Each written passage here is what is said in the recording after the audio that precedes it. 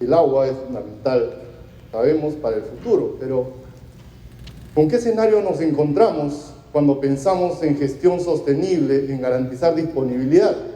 Nos encontramos con un escenario en el cual, todos sabemos, las ciudades crecen ordenadamente, se instalan, es más complicado darles agua y alcantarillado, las instalaciones que se hacen son de alta vulnerabilidad, son mucho más costosas que lo que costaría darlas en zonas, digamos, organizadas.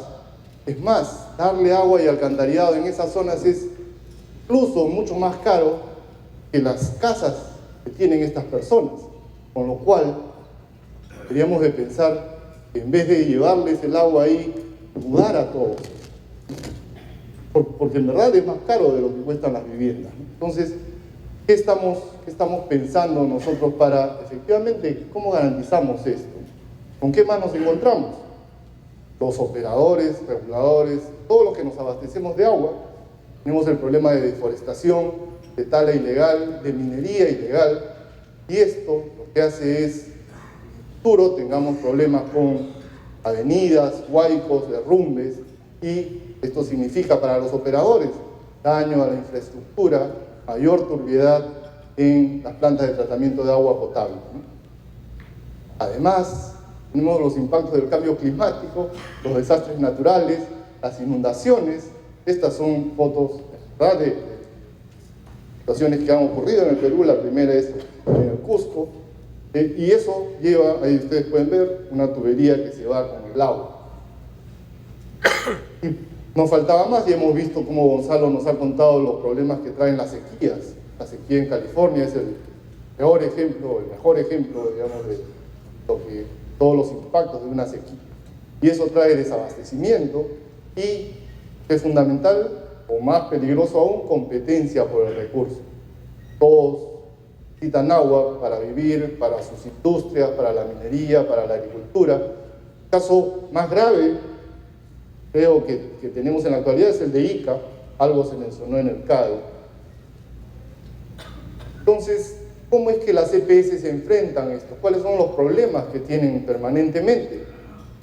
En el caso de turbiedad, más insumos químicos, nuevas inversiones en pretratamiento, que es que ya el agua viene con algas, necesitan realizar un pretratamiento, usar carbón activado, inversión en nuevas fuentes de agua, si es que la captación se la lleva al río o si es que hay que mover la captación porque se deforestó la zona donde antes estaba, hay que hacer inversión en infraestructura, hay que hacer inversiones si es que las infraestructuras se siguen deteriorando, y esto es todo soluciones por infraestructura gris.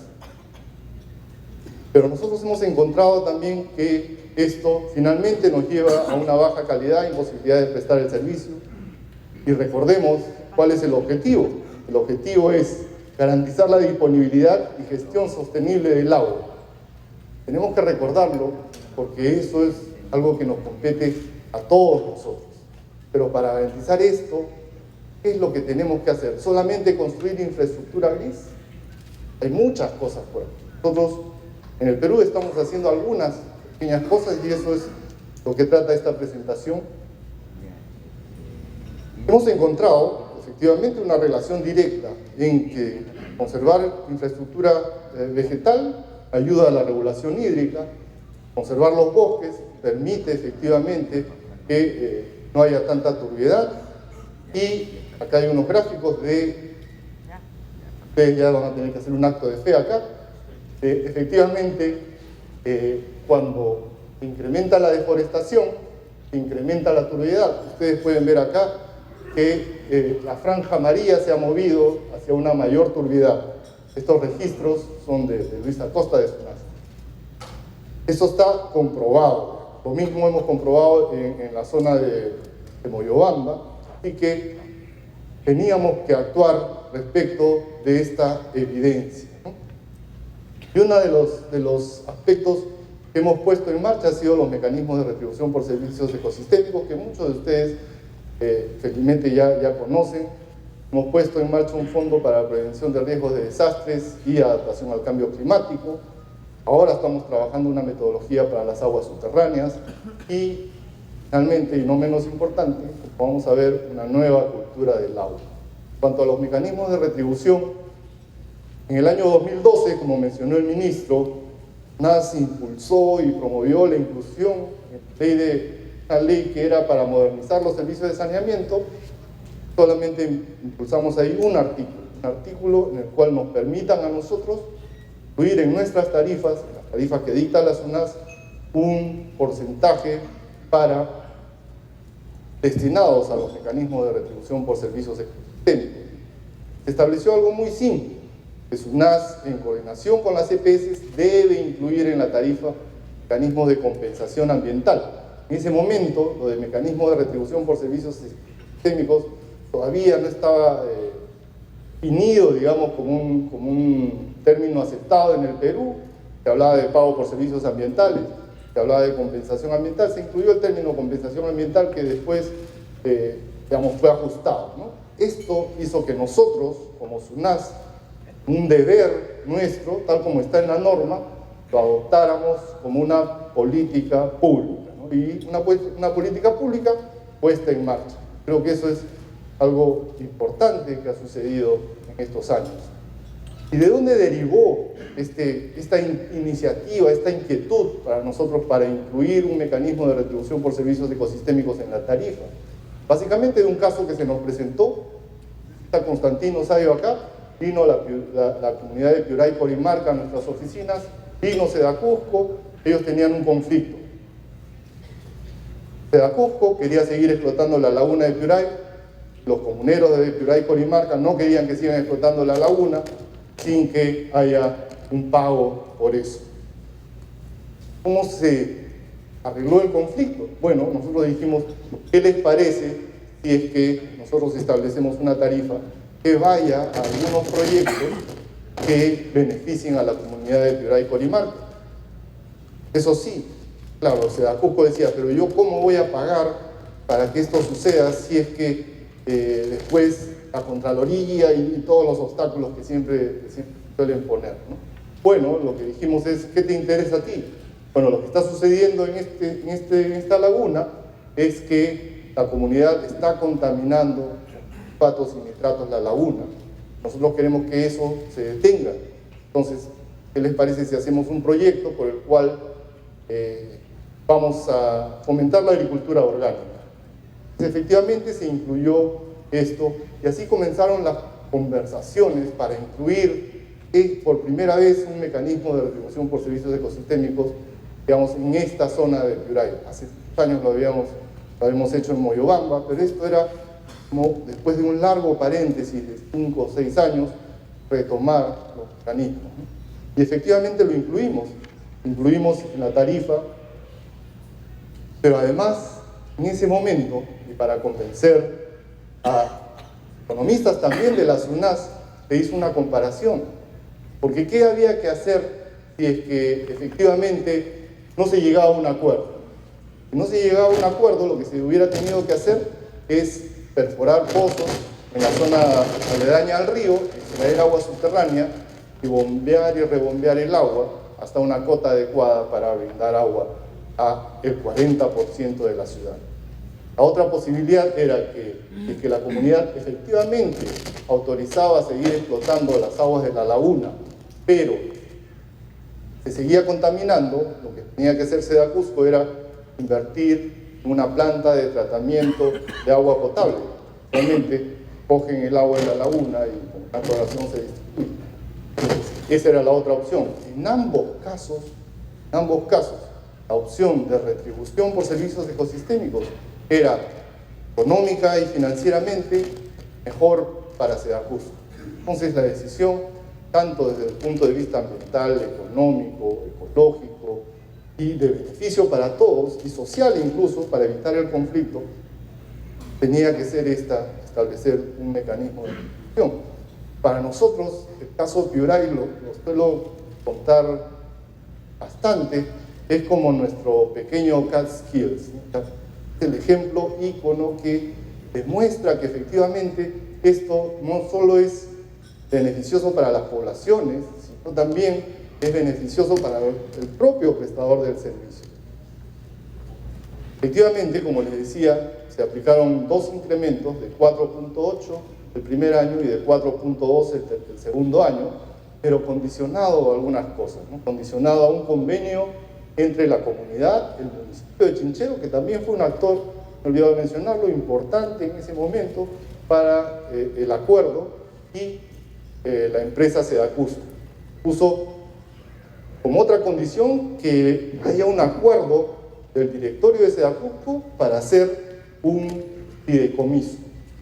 Finalmente, establecer un sistema de monitoreo para ver que efectivamente los ciudadanos alrededor de la laguna estaban reduciendo, en el caso de su agricultura, los niveles de fosfatos y nitratos, ¿no? De ahí, digamos, en el caso de Piuray, fue lo que se determinó. Después les voy a contar cuáles fueron algunas trabas que hemos tenido en el camino y cómo, sorprendentemente, se han resuelto, ¿no? En el caso de Lima, hemos tenido un caso muy similar. Lo que hemos encontrado es deforestación en las alturas, extracción de pastos por parte de algunas comunidades. Esto causa erosión del suelo, sobreexplotación de acuíferos, elevados costos de tratamiento. Ya ustedes saben lo que es el río Rímac y su contaminación, y permanentes deslizamientos y huaylas. Las soluciones que se han planteado a los conocedores efectivamente de estos temas, porque la persona no es un conocedor, el buscador del agua potable no se debe brindar, de prestar el servicio de tarifas, pero no es un conocedor de qué es lo que hay que hacer en la cuenca. Entonces estamos permanentemente consultando a aquellos que lo saben. En este caso hemos tenido la colaboración de TNC, de COSUDE, de Forestrens, que trabajan en las cuencas y nos han dicho, mira, hay que restaurar amunas, hay que recuperar humedales, hay que restaurar andenes, hay que hacer zanjas de infiltración, hay que hacer un manejo adecuado del ganado, no dejarlo libre, porque eso lo que hace es apisonar el pastos, y eso evita la absorción por parte de pastos del agua y reservarlos para que drenen en el futuro. Entonces, estos son los proyectos que se quieren financiar en Lima, hay que desarrollarlos. Obviamente, el operador de agua potable tampoco es un experto, hay que contribuir a que esos proyectos se desarrollen. En el caso de Lima, lo que hicimos fue efectivamente financiar y establecer un portafolio de proyectos que estén destinados a las acciones que he mencionado anteriormente, ¿no? Estos son alrededor de 27, 28 millones de dólares durante todo el quinquenio. Actualmente, y como un resumen de los mecanismos, les puedo contar que en el caso de Moyobamba, por ejemplo, el gobierno regional está también posibilitando un aporte. En el caso de Sedacusco, el propio municipio quiere hacer algunas obras también. Hubo un convenio de obras por impuestos en el cual el Banco de Crédito y el Bacus han contribuido a hacer un interceptor que no contamine, que recoja los desagües y no contamine la laguna. En el caso de Abancay, el gobierno regional está dispuesto a poner dinero también, y es que nosotros fijemos como tarifa por mecanismo de retribución por servicio ecosistémico no va a ser suficiente. Es una pequeña parte de todo lo que hay que hacer. Entonces, esto es como el inicio para que esto pueda atraer mayores recursos, todos los que tienen que contribuir para poder proteger la cuenca. En el caso de Sedapal, también ya hemos dado la tarifa, se dan Huancayo, Ayacucho, y así estamos avanzando con todas las empresas. Pero, como les decía antes, en el caso de Piuray, se presentó un cuello de botella. Habían dos dificultades, básicamente. La primera era que los operadores decían, bueno, no, yo no estoy permitido para hacer un proyecto, el Sistema Nacional de Inversión Pública, sobre infraestructura verde. O, en el caso de alguna entidad del Estado, nos dijeron, no, ¿saben qué? Los operadores de agua potable no pueden hacer fideicomisos. Sí, simplemente, o sea que nuestra resolución, muy contentos habíamos sacado el 2012, tenía un par de restricciones. Sedacusco no podía hacer proyectos de infraestructura verde y no podía constituir un fideicomiso, un acuerdo que adoptado además por el propio directorio de la empresa. puede hacer todas las consultas. La respuesta era no. Sorprendentemente, nuevamente para nuestro país, salió un decreto legislativo, también coordinado por nosotros, pero apoyado fuertemente por el propio Ministerio de Vivienda, Construcción y Saneamiento y por el propio Ministro del Ambiente, hay que decirlo. Se resolvieron estos dos temas. Ahora hemos ya habilitado para que las empresas puedan constituir fideicomisos y para que las empresas también puedan hacer proyectos de inversión pública en infraestructura verde. Estos avances, en el caso del Perú, son extraordinarios y se han dado en un cortísimo tiempo, ¿no? Entonces, para resumir, es una política pública. A partir de Piuray, entonces, para el regulador, los usuarios pagan por los servicios técnicos que realiza la empresa. Las tarifas aseguran un flujo de dinero. Esto es una diferencia fundamental con otros fondos, ¿no? En el caso de otros fondos es un stock y la rentabilidad se puede utilizar en servicios ecosistémicos. Nosotros lo que hemos puesto es un flujo de dinero a favor de este tipo de proyectos que quisiéramos que en algún momento pueda ser apalancado, ¿no? Como ustedes han visto, en varias ocasiones otros actores ya están participando en este movimiento de proteger las fuentes de agua, ¿no? Y adicionalmente hay acuerdos con el gobierno regional, con el gobierno local, con municipios para continuar este proceso. Algo ya nos ha parecido, digamos, a nosotros mismos sorprendente, es que actualmente planteado la posibilidad de incluir en una concesión un mecanismo de retribución por servicios ecosistémicos, ya es un avance adicional, ¿no? Se presentó la oportunidad, actualmente está en concesión este trato de obras de cabecera, que implica que va a haber un trasvase de agua de la zona occidental de los Andes hacia la zona oriental. Y esto incluye el reforzamiento de unas lagunas, la laguna Pomacocha, y realizar un trasvase de agua mediante un túnel de 10 kilómetros hacia la cuenca de Lima, que va a desembocar en el río Blanco y posteriormente en el río Rima. Y se va a construir una planta de tratamiento, la zona de Huachipa, de 5 metros cúbicos por segundo y un ramal que lleve agua hacia la zona sur de Lima. Este es el proyecto Obras de Cabecera. Nosotros lo que dijimos es, tal si es que incluimos en el contrato de concesión la posibilidad de que el propio privado sea el que realice el mecanismo de retribución por servicios ecosistémicos, que haga los proyectos, que haga un fideicomiso, que efectivamente empiece a ejecutar un servicio ecosistémico directamente o a través de una organización no gubernamental, un privado, o efectivamente directamente en esa zona alta donde va a haber, digamos, un impacto por el trasvase. Obviamente, en este caso Proinversión, Ministerio de Vivienda, Ministerio de Economía han aceptado la inclusión de esta cláusula y tenemos ahora en un contrato de concesión una cláusula por la cual este concesionario va a tener la posibilidad de ser un mecanismo de retribución por servicio ecosistémico. Y ahí está la cláusula. Eso es un avance que es el último, digamos, que hemos incorporado dentro de esto, ¿no? Posteriormente, quiero contarles qué es lo que hemos hecho en los fondos para gestión de riesgos de desastres y adaptación al cambio climático. En este caso, como hemos visto al inicio, el Perú, muchos de los países de la región, son países que permanentemente estamos expuestos a los desastres naturales, ¿no?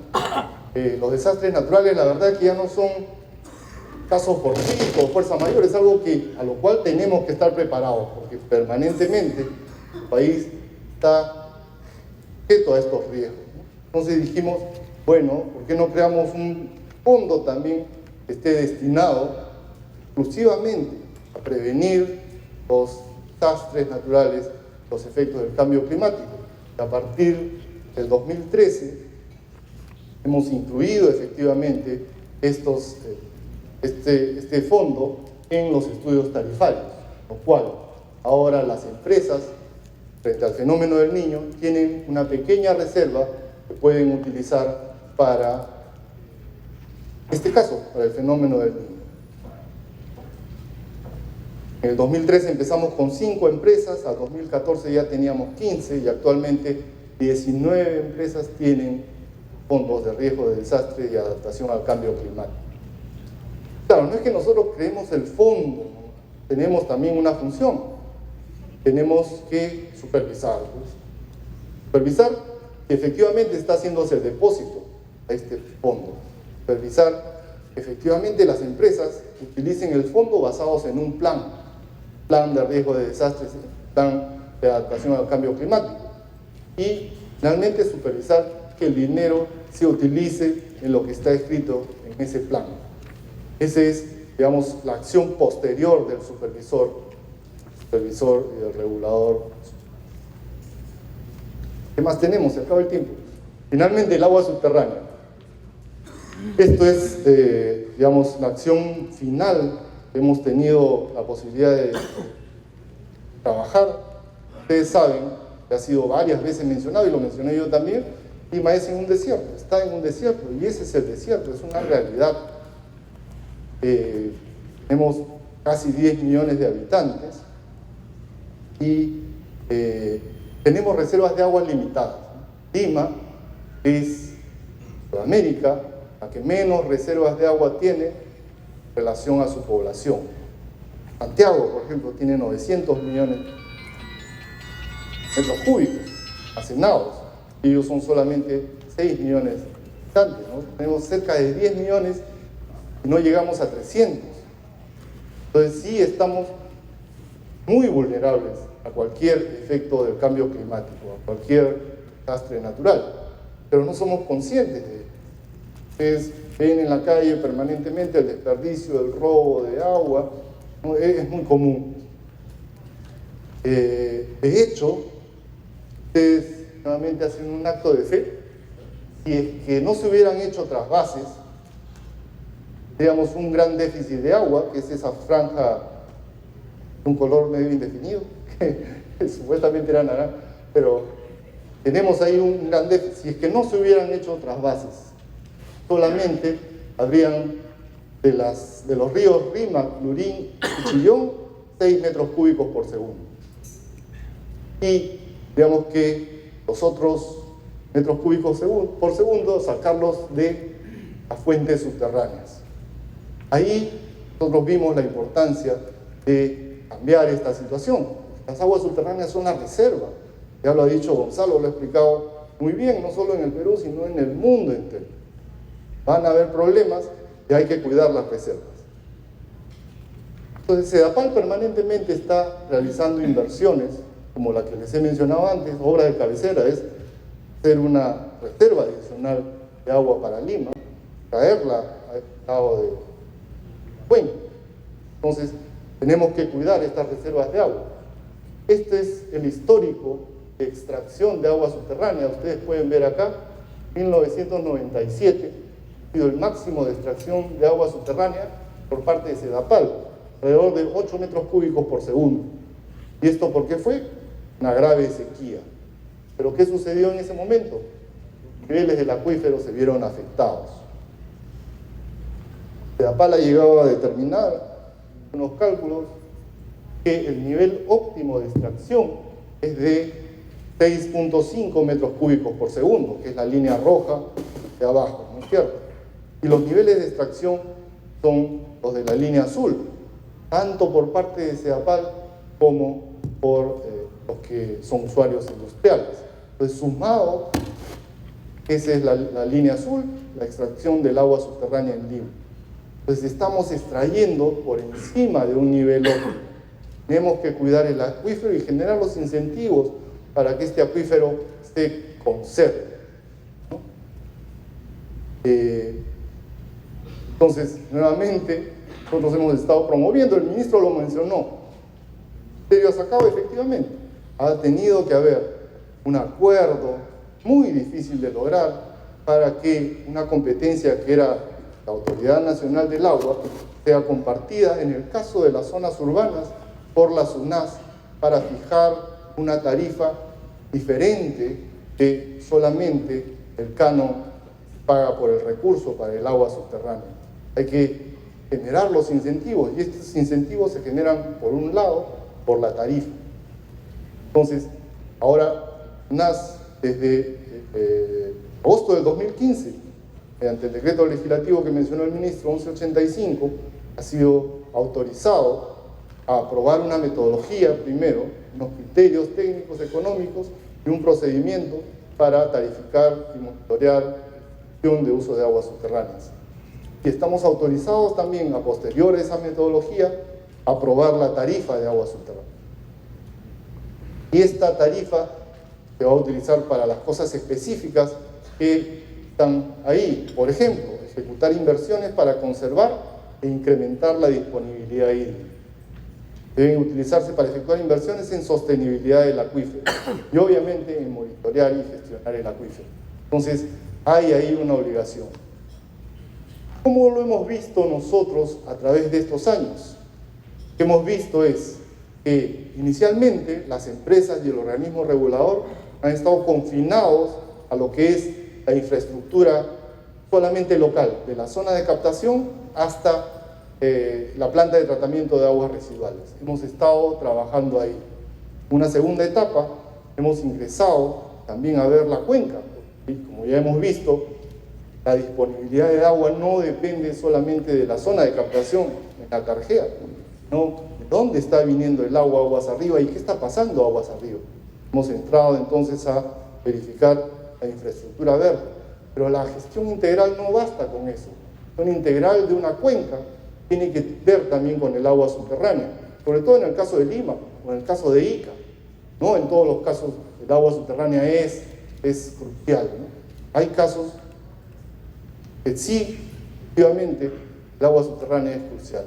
Entonces, para trabajar de manera conjunta los objetivos de desarrollo sostenible, de garantizar la disponibilidad y gestión sostenible del agua, hay que trabajar en estos tres ámbitos. Ciertamente no he hablado por la parte de prestación del servicio, porque eso permanentemente se habla y se hacen inversiones ahí. Lo que he hablado son los de las dos segundas etapas, cómo gestionar la infraestructura verde, cómo incluir también el agua subterránea en la importancia de este objetivo de garantizar disponibilidad y gestión. Pero tampoco basta con eso. En algún momento, en el Perú, por ejemplo, había pérdida de agua de 45-50% en Lima, agua no facturada, y era el año 2000 más o menos. No habían más trasvases, no han habido inversiones en muchos años. Una de las cosas que esa se abocó en ese momento, porque no se autorizó en ese momento tampoco hacer la obra de trasvase que se tenía pensado, fue en reducir el agua no facturada. Efectivamente, el agua no facturada se ha reducido a los niveles del 30%, pero eso no es suficiente. Ya comentado también acá, todavía hay derroche de agua en Lima, todavía hay clandestinaje, todavía se requiere micromedición. Eso es trabajar en la demanda. Todo lo anterior que les he comentado es trabajar en la oferta. Hay que trabajar en la demanda, y trabajar en la demanda es, además de la micromedición, trabajar en un cambio de cultura del agua. Consumimos mucha agua, 250 litros por persona al día es el promedio que se consume en Lima. Lo normal debería de ser y aceptable 150 litros por persona al día. Entonces tenemos que trabajar en la cultura del agua, y la cultura del agua se trabaja con los niños. Ya los adultos es difícil convencerlos, es más, se molestan todavía cuando uno le dice, oye, ¿por qué estás botando el agua en la pista? No, o sea, estás regando, no puedes sacar una escoba, no, acá y métete en lo tuyo, te dicen, ¿no? Pero esto no, el agua es de todos. Entonces tenemos que trabajar con los niños. A ellos sí pueden cambiar, ¿no?, el mundo. Miren, vean ustedes ahí piscinas. Ahora viene la época ya del verano, van a ver ustedes en la zona del Callao sobre todo, muchas piscinas en la calle, ¿no? Se llena con agua, y normalmente se llena con agua del grifo. El grifo le llamamos nosotros a este grifo contra incendios que está un poquito más atrás, gratis prácticamente, ¿no? O se lavan los carros con baldes, y efectivamente eso lo más común es ver que se barren las veredas, ¿no?, con agua, ¿no? Entonces SUNAS trabaja con niños, trabaja con jóvenes por cambiar esta cultura del agua. Todos tenemos que contribuir a esto, trabajamos en 20 ciudades del país, hemos capacitado 5.000 docentes, hemos hecho un concurso de buenas prácticas, hemos capacitado 5.000 docentes en 330 colegios aproximadamente, hemos llegado a 160.000 estudiantes de los colegios, ¿no? Y hemos premiado a 52 colegios. Acá nos ha acompañado la GIZ, ¿no? en esta misión también, en colaboración con los premios. Este año, el último, ha sido uno de los más grandes, ¿no? Hemos tenido 2 pisos de proyectos en un colegio de Lima y hemos formado brigadieres, que son los que van a cuidar el agua en los colegios. Nosotros hemos encontrado facturas en los colegios de hasta 38.000 soles. Y hemos logrado reducir esas facturas con este esquema de brigadieres del agua. Ese es el trabajo que hemos estado haciendo. Por una nueva cultura, tenemos que cambiar todos el chip, tenemos que cuidar el agua. Ustedes verifiquen cuántas personas hay en su casa. Como a mí me ha dicho 150 litros por persona al día, esto me sale, si somos 5, 20 metros cúbicos. Más que eso no debería de estar gastando. Eso es cambiar también nosotros el chip. En SUNAS lo vamos a hacer pronto, vamos a hacer una campaña para la reducción del agua también, ¿no? Y eso es lo que hemos estado trabajando desde la SUNAS para contribuir con este objetivo del milenio, tan importante y tan difícil, ¿no? Pero creo que poco a poco, con la ayuda de los consultores, de los multilaterales, podemos conseguirlo. Muchas gracias y bueno, cambiemos de chip.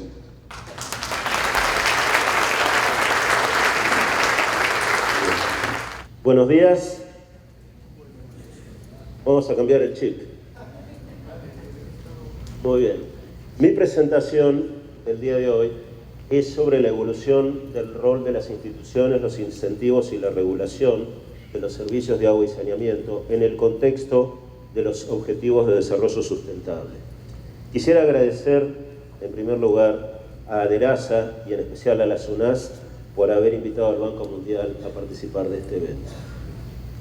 Entonces, voy a enfocar en 3 temas principales. En primer lugar, presentar un enfoque integral, un enfoque holístico para el marco institucional del sector. En segundo lugar, dentro de este enfoque o dentro de este sistema institucional, cómo se posicionan los entes reguladores o cuál es el rol de los entes reguladores. Y en tercer lugar, la contribución del Banco Mundial. Voy a comenzar por repasar dónde nos encontramos hoy en día con relación a los Objetivos de Desarrollo del Milenio. Podríamos decir que los Objetivos de Desarrollo del Milenio, que como ustedes saben, consistían en la meta de desarrollo del milenio para el sector de agua y saneamiento consistía en reducir la brecha de acceso en un 50% hacia el año 2015, se ha logrado en muchos países, sobre todo en agua potable. Sin embargo, en saneamiento básico, el mundo está lejos de cumplir la meta del 75% de acceso, ya que el nivel actual es del 67%. Además del déficit en saneamiento básico con relación a la meta del milenio, el otro punto importante a destacar es que si bien se ha avanzado en el cumplimiento de las metas, queda una brecha importante en términos de equidad. Es decir, el avance se ha dado más en los sectores urbanos que en los sectores rurales y además en los sectores más acomodados de las poblaciones, clases medias, clases altas, que en los sectores pobres. Estos son 2 elementos centrales en relación al cumplimiento o falta de cumplimiento de las metas de desarrollo del milenio. Y el otro, que es muy importante, quizá no tanto en el contexto de América Latina, pero sí a nivel global, es que todavía existen en el mundo alrededor de 1.000 millones de personas, sobre todo en el sudeste de Asia, en la India y en el sur de Asia, en la India y en otros países de esa parte del mundo hay alrededor de 1.000 millones de personas que practican la defecación al aire libre. Entonces estos son elementos importantes con relación a la meta de desarrollo del milenio. Y hay otro elemento importante que no diría descuidado en la definición de la meta, pero que sí es otro elemento central, que es la cuestión de la calidad y la sostenibilidad de los servicios, que fue abordado tanto por Gonzalo de la Cámara como Fernando Momi en las exposiciones anteriores. Es decir, en muchos países en América Latina en particular, existen muchos prestadores que tienen problemas para recuperar sus costos, y estamos hablando de los costos operativos. Ni siquiera estoy mencionando las inversiones, los costos de capital. Hay muchos operadores en muchos países que no recuperan sus costos operativos. Entonces es un problema central que incide en la calidad de los servicios y en el estado de la infraestructura, y es de alguna manera un círculo vicioso, porque al deteriorarse la infraestructura por falta de recursos hasta para mantenimiento, el servicio se deteriora constantemente. Entonces, la calidad y la sostenibilidad de los servicios son dos deudas pendientes de las últimas décadas y en particular de los objetivos de desarrollo del milenio. Esta es una de las razones por las cuales, a ver si puedo volver para atrás, sí. Es una de las razones por las cuales los objetivos de desarrollo sustentable, para el caso particular del agua, el objetivo número 6, también de alguna manera ataca la cuestión de la sostenibilidad y la calidad de los servicios, porque se define el objetivo número 6 de desarrollo sustentable como asegurar la disponibilidad y la gestión sostenible del agua y el saneamiento para todos. O sea, se agrega el término sostenible, que tiene una implicancia muy fuerte, porque no es más la cuestión del acceso. Ahora, imagínense ustedes, si globalmente ha sido muy complejo alcanzar las metas de acceso o de cobertura, las metas de desarrollo del milenio, mucho más difícil va a ser alcanzar metas de desarrollo sostenible que incorporan la variable calidad y sostenibilidad. Sostenibilidad no solo desde el punto de vista operativo, pero también financiera, social, ambiental, institucional, si no se cambia radicalmente la manera de enfocar la solución de los problemas del sector. Entonces, lo que venimos a plantear no es nada nuevo. La cuestión de la integralidad en el diseño institucional del sector se plantea hace mucho tiempo, pero sí planteamos de alguna forma hacer las cosas de manera diferente. Ya mencionamos todos estos desafíos, mencionamos los déficits. Déjenme repasarlos por un minuto. Hablamos de que los niveles de cobertura de agua están por debajo del acceso universal en casi todos los países, con algunas excepciones, por supuesto. En saneamiento muy por debajo del acceso universal. La calidad del servicio no cumple las expectativas, no solo las normas, sino que no cumple las expectativas de los usuarios. La calidad del producto, del agua, en términos, por ejemplo, del cumplimiento con las normas de la Organización Mundial de la Salud, también no siempre alcanza los estándares internacionales. Prestadores, ya lo mencionamos, con baja eficiencia comercial y operativa, recuperación de costos, o sea, cobertura de los costos operativos insuficiente, falta de capacidad para financiar inversiones de capital, infraestructura, capacidad de las empresas, capacidad de los recursos humanos limitadas, gobernabilidad deficiente e interferencia política. ¿Cómo responde o cómo intenta responder el Banco Mundial ante esta situación, en particular los objetivos de desarrollo sustentable? El Banco Mundial recientemente se ha reestructurado y ha creado lo que se denominan prácticas globales. Es decir, todos los colegas del sector del agua que estamos aquí, hoy formamos parte de la práctica global de agua del Banco Mundial. Ya no somos más representantes en una cierta región, América Latina, África, Europa, Asia, sino que formamos parte de una práctica global que tiene como objetivo fungir como un elemento que permite transferir primero generar conocimiento a través de las distintas prácticas, las buenas y no tan buenas prácticas en distintos países, en distintas regiones. Y segundo, transmitir el conocimiento entre los distintos países. Entonces, la práctica global de agua del Banco Mundial tiene la misión de contribuir a un mundo con seguridad hídrica para todos. Así definimos la misión de la práctica de agua, y esto es muy consistente con lo que plantea este evento del FIAR y con las presentaciones anteriores. Ya no se trata, incluso los que trabajamos en agua y saneamiento, como es el caso mío y de los colegas que están aquí, ya no vemos al sector de agua simplemente como los servicios de agua y saneamiento, sino que lo vemos de manera integral.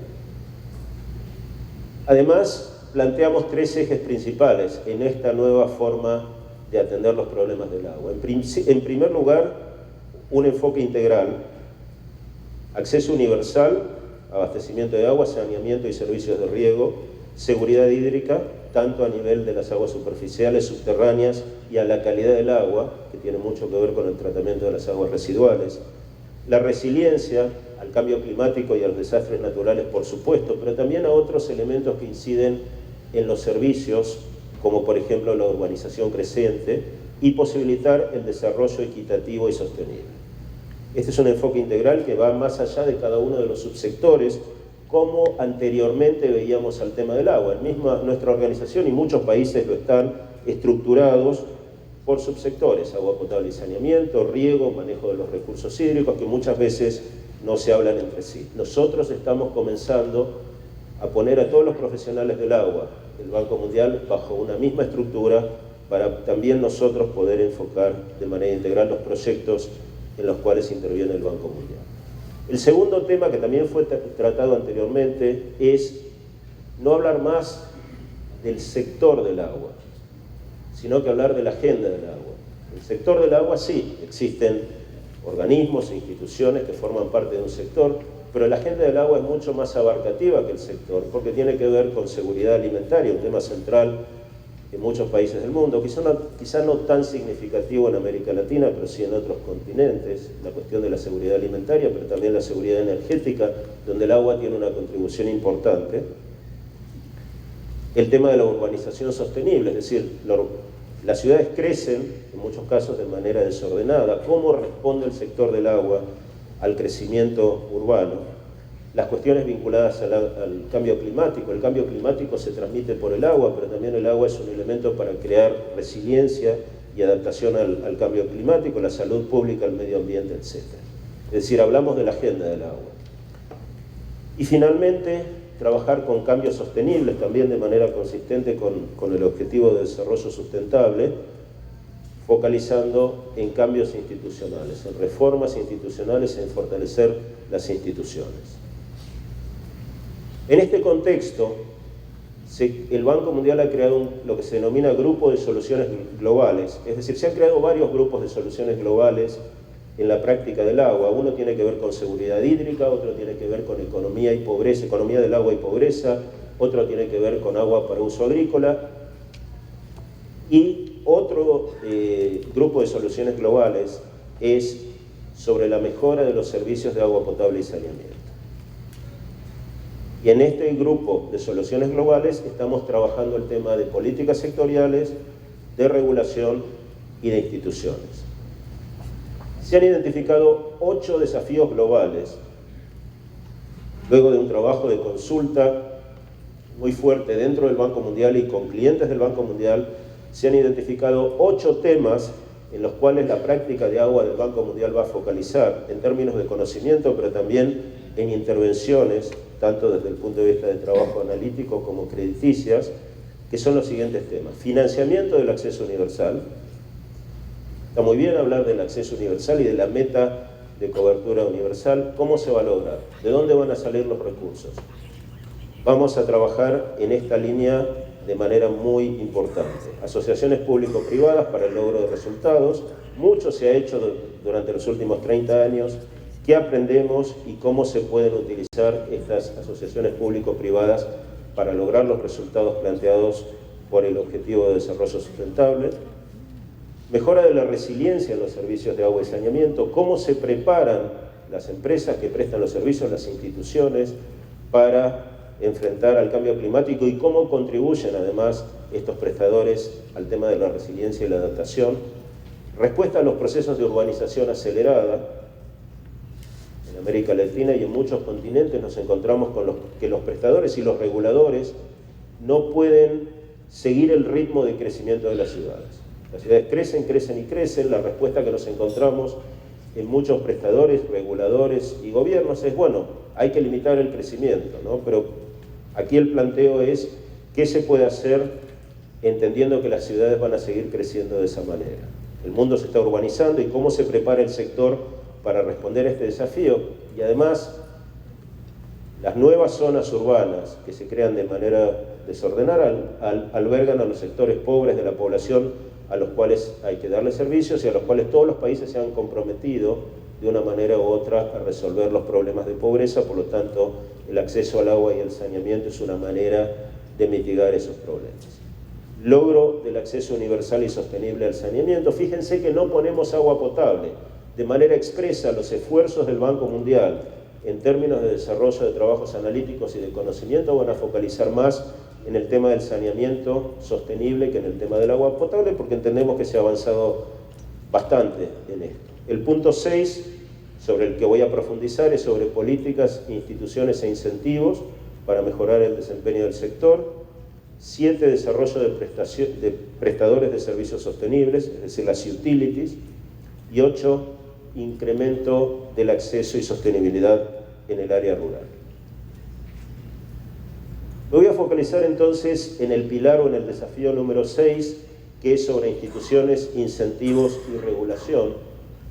Y el objetivo que planteamos es el siguiente: capturar y difundir las buenas prácticas en marcos institucionales de políticas e incentivos que promuevan la mejora en la prestación de los servicios de agua y saneamiento y sistemas transparentes que eleven el rendimiento y los estándares del sector. Y planteamos, insisto, no es nuevo, diferente el enfoque, que sea integral, que mire las instituciones, la regulación y los incentivos de manera integral. ¿Qué significa esto en términos prácticos u operativos? Que en el futuro todas las nuevas intervenciones del Banco Mundial van a mirar a un sector de manera integral.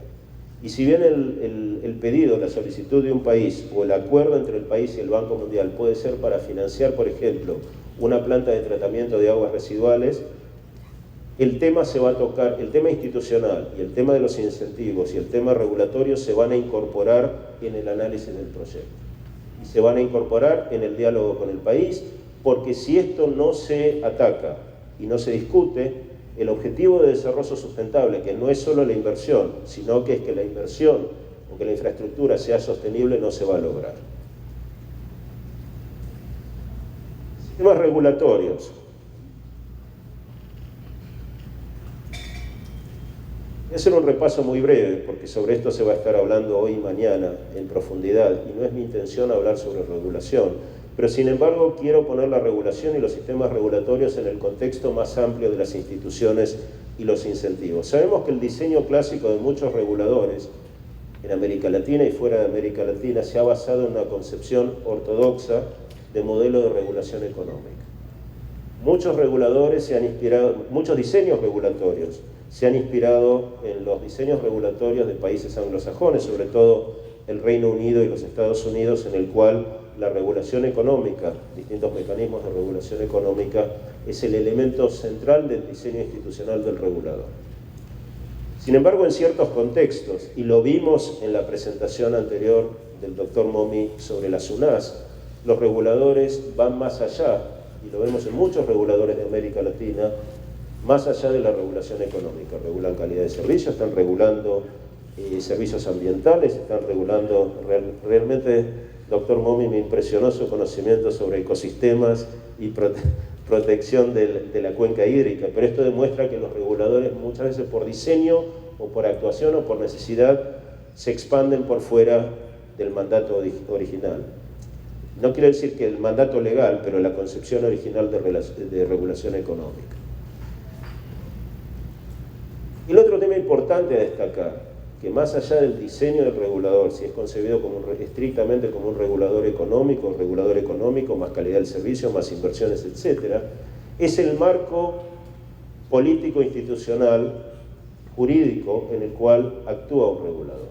Y para esto es muy importante tener en cuenta si los prestadores regulados son nacionales, son regionales, como en el caso del Perú, o son municipales, si la prestación es pública o privada, si los prestadores de los servicios son centralizados o descentralizados, es decir, si el prestador, por ejemplo, es el mismo municipio o es un organismo autónomo independiente del municipio. Y ya hablé de la regulación económica. Cada uno de estos modelos es consecuencia de tradiciones políticas, culturales, jurídicas y administrativas, pero obviamente esto marca diferencias muy importantes en cuanto a la actuación del ente regulador. Algunos ejemplos muy conocidos, y tratando de dividir el mundo entre regulación nacional, regulación subnacional, prestación de servicios de gestión privada y de gestión pública. Por ejemplo, en el caso del Reino Unido, la Ofwat es un regulador nacional que regula a prestadores privados. Reguladores nacionales en América Latina, como el caso de la CRA en Colombia, regulan a organismos prestadores de naturaleza pública. Regulación subnacional en los países federales, en general en América Latina y otros continentes. Regulan, por ejemplo, en Argentina, en México y en Brasil, reguladores provinciales o estatales y en algunos casos municipales regulan a prestadores públicos. Y en el caso de Francia, a través de los contratos, los reguladores municipales o los municipios regulan a prestadores municipales. O sea, hay una variedad muy grande en cuanto a arreglos regulatorios y esto también tiene una incidencia en la función y en la actuación del ente regulador. ¿Por qué? Porque yo considero y postulo que es más simple, no necesariamente el mejor, pero es más simple, tener un regulador nacional para el sector del agua porque es más fácil coordinar la actuación regulatoria con las políticas sectoriales.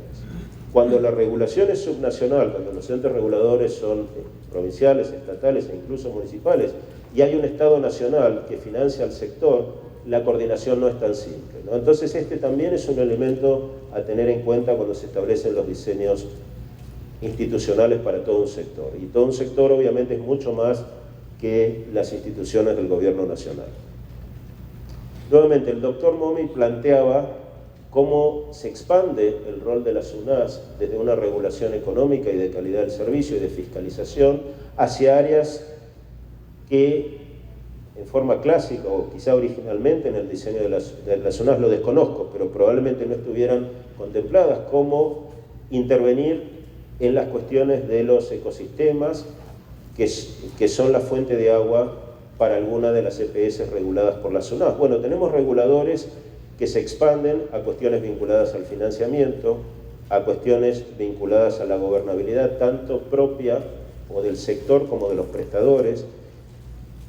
Intervienen en los procesos de políticas públicas, en mejora de la participación ciudadana. Nuevamente el ejemplo de la SUNAS en el caso de Cusco movió a la SUNAS a intervenir y trabajar con las comunidades para mejorar lo que sería la apropiación de la comunidad en cuanto a las soluciones que se establecieran por parte del prestador. Benchmarking, pero no benchmarking como un elemento regulatorio como el Yardstick Competition del Reino Unido, sino que benchmarking como publicación de información. No necesariamente esta es una función regulatoria clásica, temas de incentivos, etc.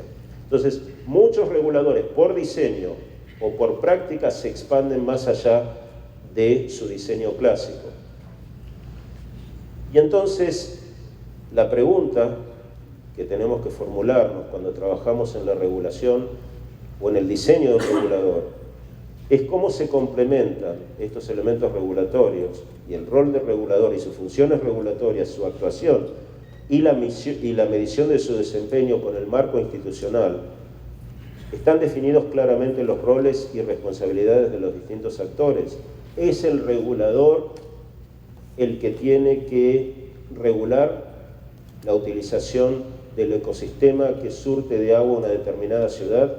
Puede ser que sí, puede ser que no. Alguien debe cumplir con esa función y es muy probable que si no hay nadie en el diseño macroinstitucional y de políticas del sector que lo haga, el regulador puede ocupar ese rol. Pero debe exigir claridad porque si no esto puede ser fuente de conflictos también. Desarrollo de las capacidades institucionales, o sea, todos los diseños institucionales pueden ser muy bonitos en papel, pero si no tenemos los recursos humanos y los recursos financieros para colocar dentro de esos cuadrados que hemos incorporado en el diseño institucional, no va a funcionar.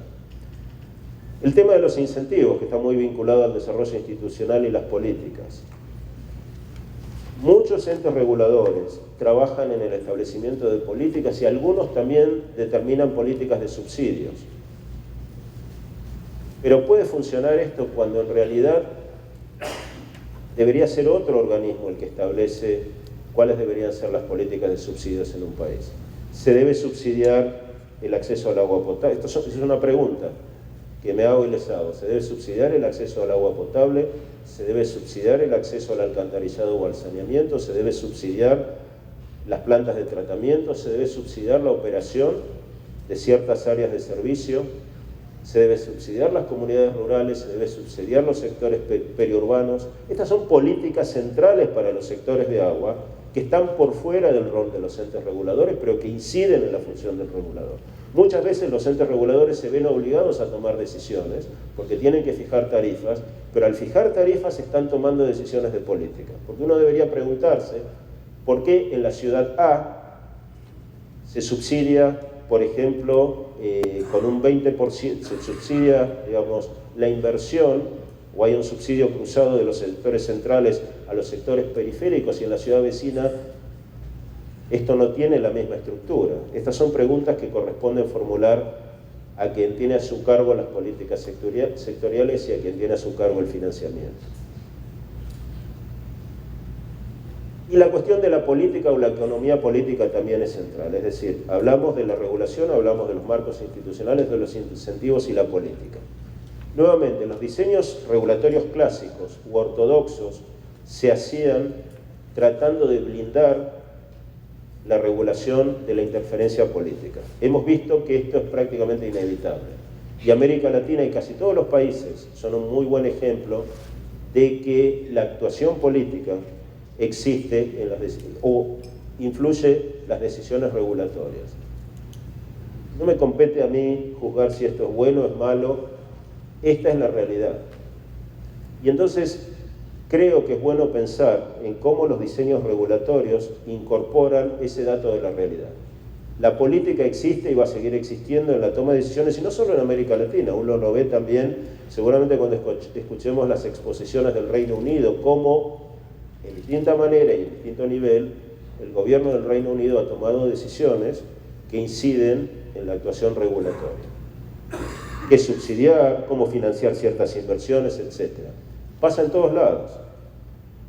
Por supuesto que pasa en menor medida. Entonces, la cuestión es cómo se hace el diseño institucional y el diseño de los reguladores, entendiendo que decisiones políticas van a influir las decisiones, sobre todo tarifarias.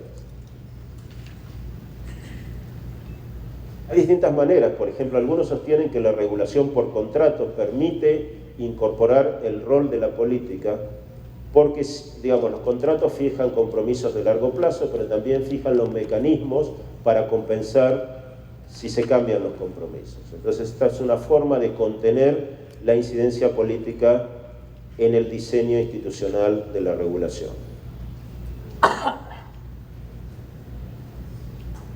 Brevemente, me queda poco tiempo. Voy a repasar algunas restricciones al desempeño regulatorio. Políticas inviables, es decir, hay que alcanzar la cobertura universal y la calidad del servicio debe ser agua de primer nivel, cumpliendo las normas de calidad, continuidad, 24 horas del día, 7 días por semana. Y las tarifas no se tocan. Bueno, estas son políticas inviables que limitan la acción del ente regulador.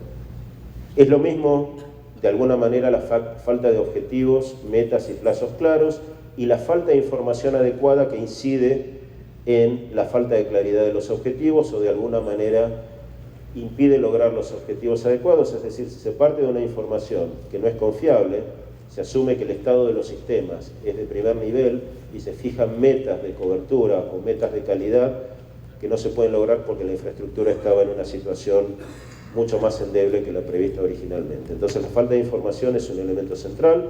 El poder de policía, quién ejerce el poder de policía, cómo se ejerce, cuáles son los elementos que tiene quien se encargue del poder de policía. En el caso de Perú, la SUNAS, en el caso de otros países son otros organismos. Cuáles son los elementos con que cuentan para hacer cumplir la regulación. La interferencia política ya hablamos, y la falta de financiamiento o la falta de claridad sobre el financiamiento. Para concluir, hablamos de los objetivos de desarrollo sustentable, que nuevamente no solo plantean cobertura o acceso, sino también que sea sostenible. Entonces, el elemento tarifario para lograr la sostenibilidad es esencial. Y este es un impedimento que nos encontramos que sucede en la mayoría de los países, la falta de tarifas adecuadas para la sostenibilidad de los operadores, en muchos casos mejorando la eficiencia operativa y la eficiencia comercial no alcanza para que los operadores puedan ser sostenibles. Hacen falta tarifas adecuadas. Entonces, para lograr los objetivos de desarrollo sustentable, planteamos que se deben tener marcos institucionales y de políticas consistentes que incluyan las metas de cobertura, tanto para agua como para saneamiento, las metas y normas de calidad de los servicios, políticas de financiamiento, subsidios y tarifas, esquemas de transferencias fiscales, es decir, yo les hablaba de un caso de un Estado nacional que financia al sector. ¿Cuáles son las políticas? ¿En qué se basan las transferencias fiscales? ¿Qué es lo que se subsidia? Se subsidia la inversión, de nuevo, lo vemos también en muchos países. Muchos gobiernos deciden subsidiar nuevos acueductos para la provisión de agua o plantas de tratamiento de agua y no subsidian las conexiones en sectores marginales de la población. ¿Eso responde a una política determinada? En general no. Responde a decisiones políticas. Nosotros planteamos la importancia de considerar en el diseño de políticas sectoriales las transferencias fiscales basadas en resultados, mecanismos de regulación y supervisión de los prestadores de los servicios. Es una decisión de políticas sectoriales, no solo la competencia del regulador. O sea, ¿cómo vas a regular? ¿Cuáles son los mecanismos regulatorios, tanto de la regulación económica como la de la calidad del servicio y el posible rol del sector privado? Tratando de poner todo en un enfoque integral, y para concluir, y citando algunos ejemplos, por ejemplo, y todo vinculado, las políticas o instituciones, ya hablamos de las metas de cobertura, normas de calidad y políticas de financiamiento. Es decir, si un cierto país o un cierto Estado establece una meta de cobertura universal, la pregunta que tiene que responder, y una meta de cobertura universal sostenible, la pregunta que tiene que responder es cómo se va a lograr. Y no siempre vemos consistencia entre las políticas y los instrumentos y las metas que se han fijado. La regulación, y esto se va a continuar discutiendo hoy, mañana y el viernes también, con los temas clásicos de metodologías tarifarias, regulación de la calidad del servicio, sistemas de benchmarking, estándares para la divulgación de la información, y los incentivos, y algunos ejemplos de incentivos que tenemos, que muestro aquí, transferencias fiscales basadas en resultados. Estamos viendo en algunos países que los estados nacionales financian al sector sujeto al logro de ciertos resultados. Y en muchos casos los recursos se transfieren ex post contra el logro de los resultados. Este es un mecanismo de incentivos claros que creemos que puede tener futuro en el sector del agua. Modelos de contratos entre los gobiernos y los prestadores de los servicios, contratos vinculados a metas, y el rol de la sociedad civil, no solo desde el punto de vista de la obligación de informar a la sociedad civil sobre la prestación de los servicios y la calidad de los servicios, sino también que la sociedad civil, los usuarios, sean un elemento para ejercer presión sobre los prestadores, sobre los reguladores y sobre las instituciones en general para mejorar la calidad de los servicios que se les brinda. Bueno, con esto termino y les agradezco mucho la oportunidad.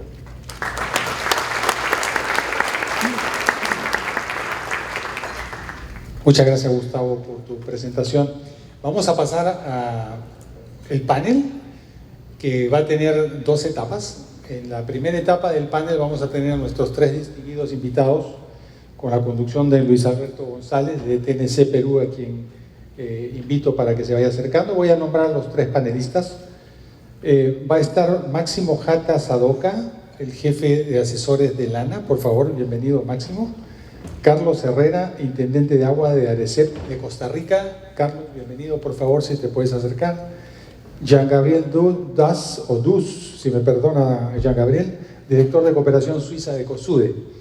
En una segunda parte, después de la intervención de nuestros invitados, vayan tomando asiento, por favor, vamos a invitar nuevamente al estrado a nuestros 2 distinguidos expositores que han hecho las presentaciones previas para incorporarlos a la sesión de preguntas y respuestas del público.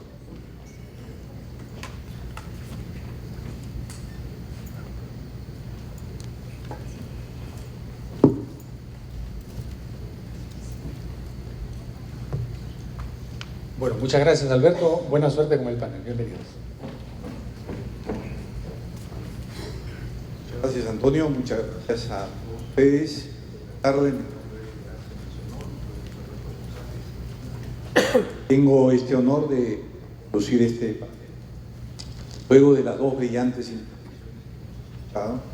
de parte de Fernando Momi y de parte de Gustavo Saltier. En realidad, si pudiéramos resumir lo que ha sido el mensaje de estas dos presentaciones, es el proceso de evolución de los organismos reguladores en nuestro continente y cómo este proceso de evolución de incorporar ámbitos que no se habían establecido en sus funciones iniciales está desarrollándose, y en particular presentar el caso de Perú a través de la autoridad regulatoria como un caso específico donde esta atribución, estos desarrollos se van concretando.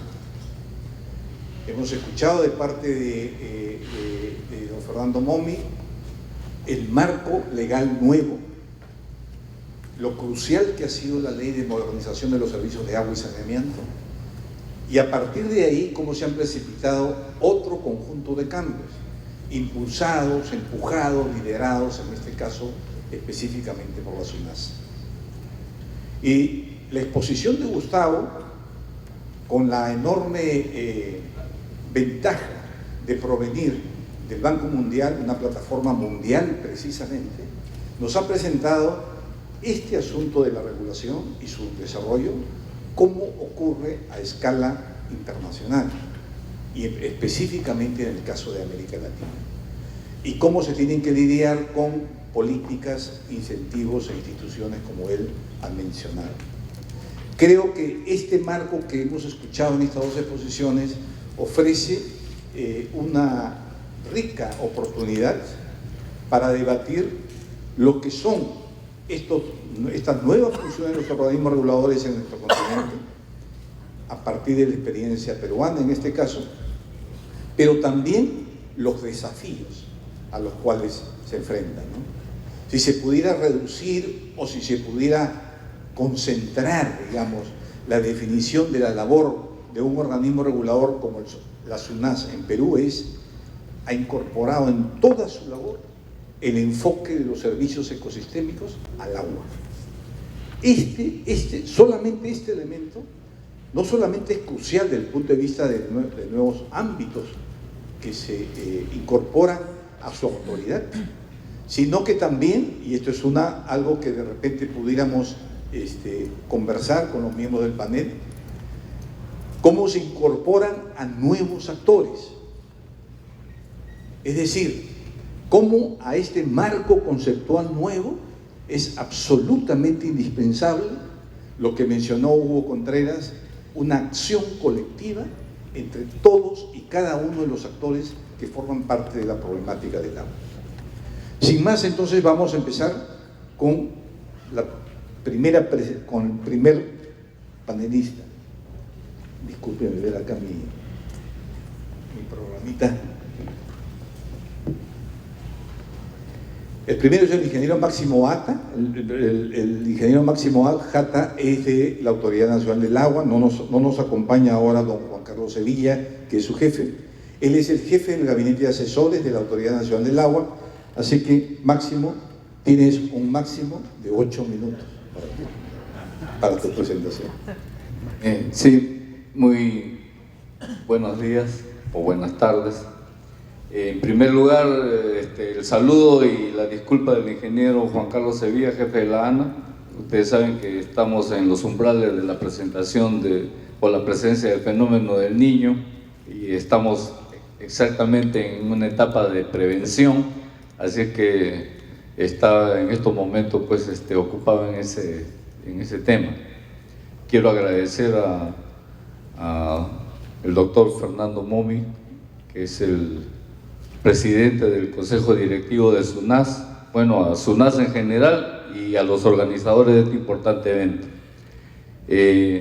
Yo lamentablemente he venido en las dos últimas exposiciones, no he podido participar en todas, pero rescatando de las últimas exposiciones, y un poco el tema creo que se centraría en qué política de Estado se podría implementar para poder mejorar el tema de abastecimiento de agua potable y de saneamiento sobre todo, y tratar de cumplir pues los retos que tenemos con el milenio.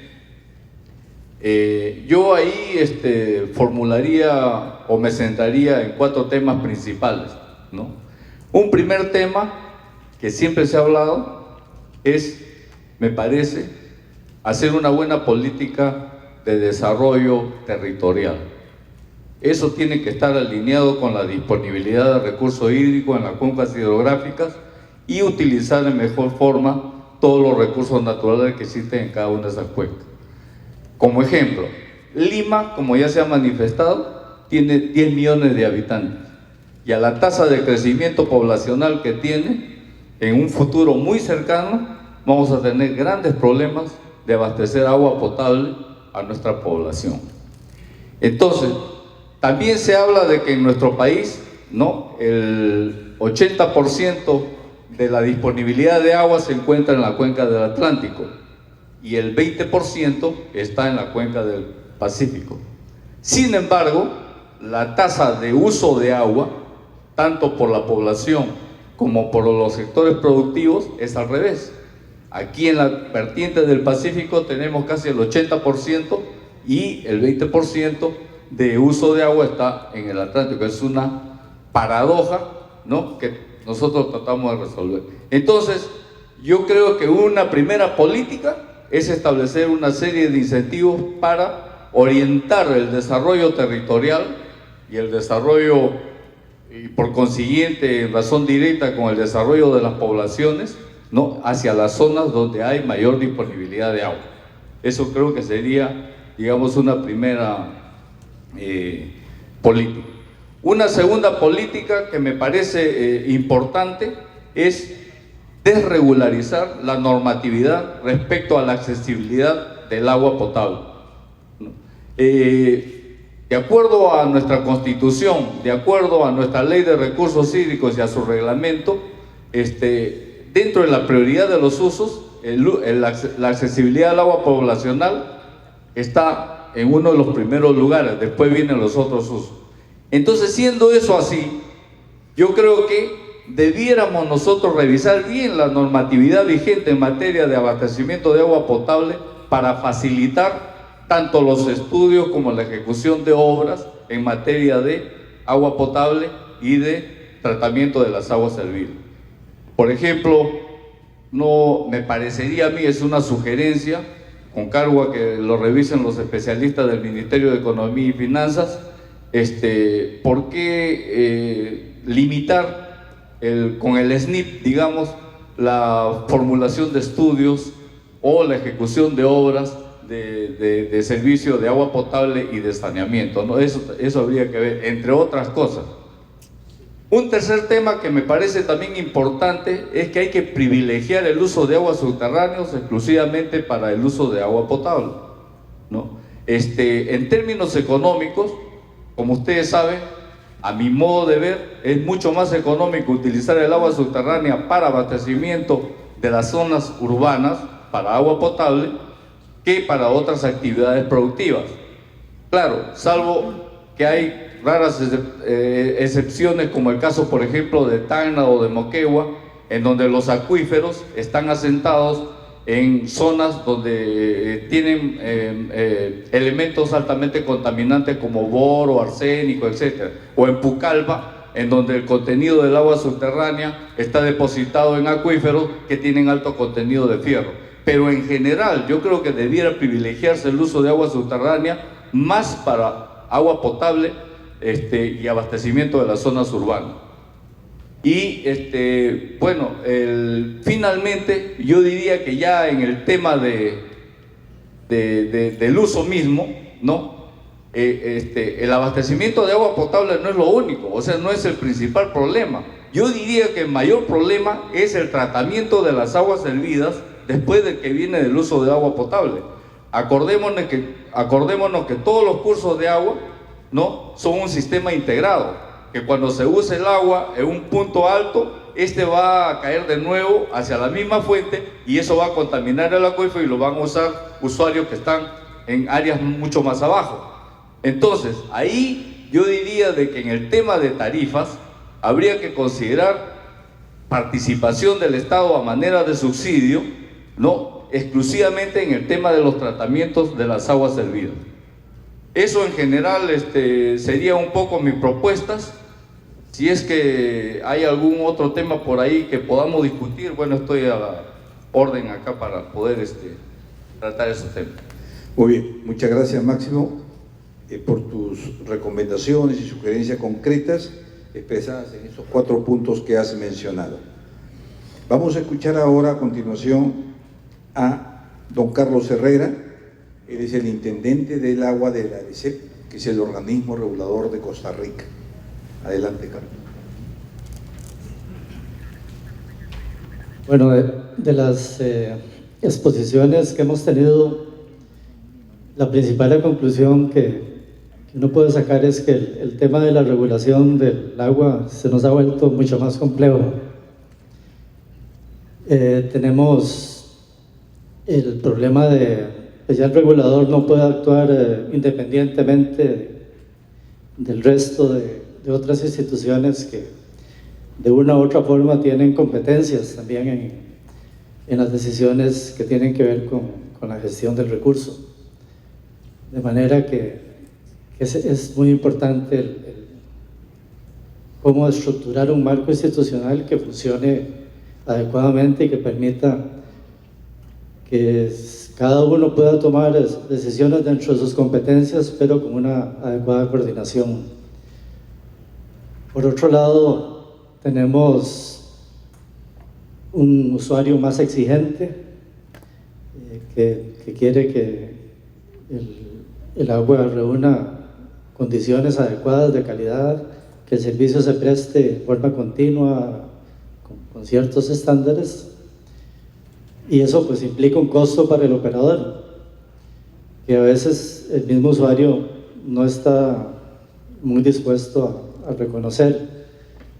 En alguna medida los usuarios no dejan de tener razón, porque observamos que en la mayoría de los países tenemos niveles exagerados de agua no contabilizada que reflejan una gestión muy ineficiente del servicio. Entonces hay que trabajar por los dos lados, ¿no? Tratar de que los operadores mejoren su productividad, que realicen una mejor gestión del servicio, y a la vez que el usuario esté más abierto a contribuir para recuperar los costos.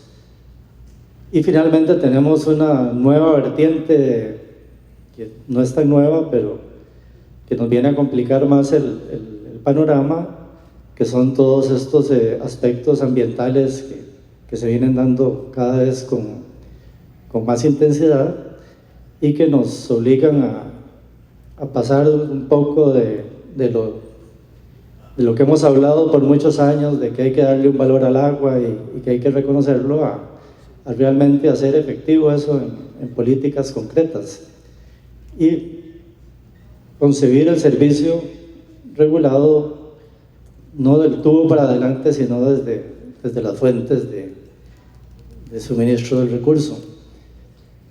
Y eso de nuevo implica la necesidad de introducir costos adicionales al abonado para que puedan financiarse las actividades que son necesarias para contar con el recurso en el futuro y que el servicio pueda tener sostenibilidad.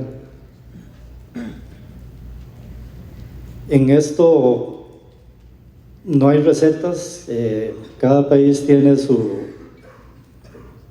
tradición, su legislación, sus características especiales, y pues tiene que buscar la forma de ir resolviendo bajo cierta secuencia todos estos problemas que son muy complejos. Y pues lo importante me parece de todo lo que hemos hablado es que vemos un gran avance en el abordaje de la problemática, como tenemos una mayor claridad de todo lo que hay que hacer. El caso de Perú es muy interesante, cómo en un periodo tan corto han logrado avanzar en toda la estructuración de este marco institucional para reconocer los servicios ecosistémicos y cómo ir incorporando en las tarifas los costos asociados a la protección del recurso hídrico. Creo que estos intercambios, como el que tenemos en este foro, son fundamentales para que todos los países tomemos nota y volvamos a la casa a ver cuál es la mejor forma de hacer la tarea, porque en realidad en esto no hay recetas. Hay que ver lo que puede ser una buena práctica en un país, resulta que no lo es en otro porque no se dan las mismas condiciones, y pues hay que trabajar en ver la forma de salir adelante bajo este esquema de mayor complejidad al que nos enfrentamos. Muy bien, muchas gracias, Carlos. Ahora vamos a presentar las opiniones de Jean-Gabriel Druz. Él es el director de la cooperación suiza, ECOSUDE, un organismo de la cooperación internacional que ha venido cooperando hace muchísimos años al país y particularmente en este ambiente de agua, contribuyendo de manera decisiva con una asistencia técnica y financiera a los principales organismos públicos y no públicos vinculados a agua y saneamiento. Jean-Gabriel. Gracias. Desde que todo me gustaría agradecer a las SUNAS por la invitación. Me habló muchísimo hoy día de liderazgo. Parece que hemos tenido un muy buen ejemplo de liderazgo de las SUNAS y de resultados muy concretos a muy corto plazo. Gracias. Por parte de la cooperación suiza, ya se ha mencionado un poco, el nivel de la cooperación ha cambiado muchísimo en el entorno nuestro. Mencionó mucho los objetivos ahora sostenibles para el desarrollo. Se mencionó también, por ejemplo, el gran cambio por parte del Banco Mundial, pero también el nivel de una cooperación pequeña como la nuestra, también hemos visto y hemos cambiado. El cambio de chip, como se ha mencionado, hemos tenido que hacerlo, se hizo hace 8 años, con una receta bastante similar al Banco Mundial. Cambiar completamente de enfoque, no solamente pensar a los proyectos como antes, pero ligarlo también mucho a una agenda global, a un interés país, interés de Suiza. Quizás como introducción un poco, ¿por qué Suiza está, como se mencionó, bastante metido en este tema al nivel de la gestión del agua? Uno, se mencionó, hubo un enfoque muy fuerte en Suiza a nivel local, naturalmente. En Suiza tenemos agua bastante, 60% de nuestra energía proviene de este agua, conocemos su valor, pero teníamos que compartirla también con los vecinos, hacer un país pequeño con muchos, digamos, agua compartida. Eso ha sido, digamos, el primer eje, con los vecinos. Pero hace poco hubo realmente una toma de conciencia en Suiza, que también teníamos un vínculo muy importante a nivel internacional, sabiendo, por ejemplo, que 80% de nuestra huella hídrica nacional proviene de los productos que compramos fuera de Suiza. Eso ha sido, digamos, un gran cambio en Suiza en pensar, tenemos aquí un papel que jugar, una responsabilidad. Pero también, más allá, algo que se ha mencionado, la seguridad. Se mencionó eso como objetivo por parte del Banco Mundial. También en Suiza, cuando hoy día se piensa en migraciones, se piensa en conflictos, tenemos que pensar en seguridad y su vínculo con agua. Eso también es un eje muy, muy importante. Pienso que todas las presentaciones que hemos tenido, algo en común, es un poco como motivar, incentivar una acción colectiva, como se ha mencionado. Esta palabra está en el centro de nuestra cooperación. A menudo se habla de Suiza por sus túneles. En este caso, nuestra cooperación nos vemos más como puentes, digamos, como construyendo puentes de varios actores. Y aquí, para resaltar algunos ejemplos que hay en el país, otros, digamos, ejemplos que pueden reflejar un poco esta cooperación, estas alianzas entre sectores para una gestión al final, y eso quizás es el gran cambio, la gestión más inclusiva del agua, más compartida, digamos, colectiva también. ¿Para qué? Para la creación de valor también compartida. Eso está en el centro. Como algunos ejemplos, podemos mencionar, por ejemplo, el trabajo con el sector privado. Se inició un trabajo muy fuerte aquí, Elana está presente, es un trabajo sobre la huella hídrica de empresas. No solamente, digamos, entender el entorno de la empresa a través de una medición de su impacto de consumo directo de agua, pero también cómo esta agua que conecta a su entorno, en principal la cuenca. Cómo compensar la huella de una empresa en esta misma cuenca y participar en la gestión de este agua. Eso ha sido, digamos, gran trabajo de algunas empresas tomando un liderazgo en un momento clave sobre un tema que era en esta época desconocido. Pero luego de eso, hoy día, algo muy interesante, se mencionó mucho incentivos económicos. Aquí tenemos un incentivo soft, no sé cuál sería la palabra en español, pero algo, digamos, que motiva a las empresas a actuar de manera voluntaria. Es un marco que ha desarrollado la ANA, que es un reconocimiento para empresas hídricamente responsables, una que toma conciencia de su impacto, de consumo de agua, pero también que acepta y que se involucra en actuar, su cuenca con su entorno, etc. Eso es un ejemplo muy interesante, pensamos, en una acción colectiva y de cómo involucrar al sector privado. Se mencionó también la iniciativa del Water Resource Group, otra iniciativa muy interesante en la manera de actuar, de vincular varios actores alrededor de una mesa para pensar en la gestión del agua, pero para pensarla de manera diferente, con actores que sean del sector privado, del sector público, académico o del mismo Estado. Eso también es innovación hacia la actuación concreta. Y último ejemplo quizás, también se ha mencionado en el caso de Suiza esta relación con su vecino, también la necesidad de actuar y trabajar de manera conjunta entre países, todavía a veces más complicado, como cuando una cuenca está compartida, uno trabaja de manera consensuada, fomenta un diálogo hacia, digamos, una gestión más compartida, una gestión más colectiva entre países. Otro trabajo que se hace con el IUCN en este campo. Y último ejemplo que ha sido mencionado, generar conocimiento y compartir este conocimiento.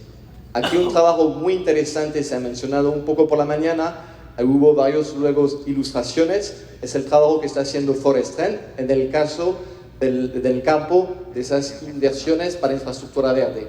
Al final de eso, en el centro, está generar conocimiento, pero más que todo, compartirlo de una nueva manera al nivel no solamente de una cuenca, de un país, pero a nivel internacional también. Aquí también hay, digamos, buen ejemplo de cómo se fomenta una acción muchísimo más colectiva, más efectiva para esta gestión colectiva del agua, en el caso de Perú, pero también en el caso de cuencas transfronterizas y a nivel internacional, por supuesto. Aquí algunas ilustraciones muestran un poco digamos, esta importancia de innovar en esta gestión colectiva. Muy bien, muchas gracias, Jean Gabriel. Acabas de mencionar un tema que es crucial: generación de conocimiento y desarrollo de ese conocimiento o difusión, ¿verdad? Que lo han mencionado varios expositores. Esto supone, y esa es una pregunta específica que quiero hacerle a ustedes tres, supone identificar los nuevos actores que emergen como resultado de este enfoque nuevo, ¿verdad? Se puede graficar eso en una de las slides que presentó Gonzalo, el ya famoso cuadrilátero, con sus 4 esquinas, ¿verdad? Lo ecológico, lo económico, lo social y lo técnico. A cada uno de ellos les corresponde, evidentemente, una aproximación analítica específica, pero también expresiones de poblaciones, de gente vinculados en cada uno de ellos, ¿no? Específicamente, por ejemplo, cuando se habla de estos 3 grandes ríos que alimentan Lima, Rímac, Chillón y Lurín, en realidad, aparte de lo que son las poblaciones aledañas a estos ríos, hay numerosas microcuencas donde están establecidas organizaciones campesinas, sean comunidades campesinas, sean asociaciones de pequeños productores.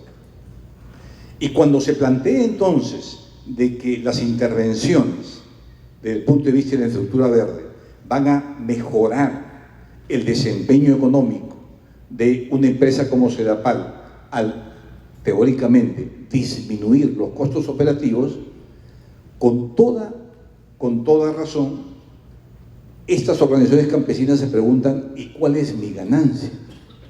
Si quieres que yo esté incorporado en ese esquema, ¿cuál es mi ganancia para mí como organización campesina? Entonces, la pregunta es, considerando la experiencia de cada uno de ustedes y las instituciones en las que trabajan, ¿cómo ven este tema de un nuevo enfoque, nuevos actores y resultados concretos que cada uno de los actores pide para efectivamente estar en condiciones de contribuir? Como dijo Sally Collins de Forest Trend en la primera intervención, uno de los elementos cruciales es documentar, identificar las ganancias que se tendría, que permitiría luego efectivamente sustentar una solicitud de incremento de tarifa y un resultado de ese incremento de tarifa, una ganancia específica social. Entonces, empezaríamos con Máximo. Es una pregunta un poco difícil si lo vemos desde el punto de vista solamente económico, ¿no? Acordémonos que el uso de agua poblacional no tiene solamente una connotación económica, no es puramente financiera, también tiene una connotación social, ¿no? Esa es una de las razones por las cuales dentro de nuestra legislación en materia de recursos hídricos es el que tiene prioridad en cuanto a los usos respecto de los otros usos productivos. Entonces, como yo había manifestado, probablemente el costo, o sea, que está traducido en tarifa para el uso de agua potable, eso podría tener una tarifa sincerada en términos de poder financiar los costos de operación y mantenimiento.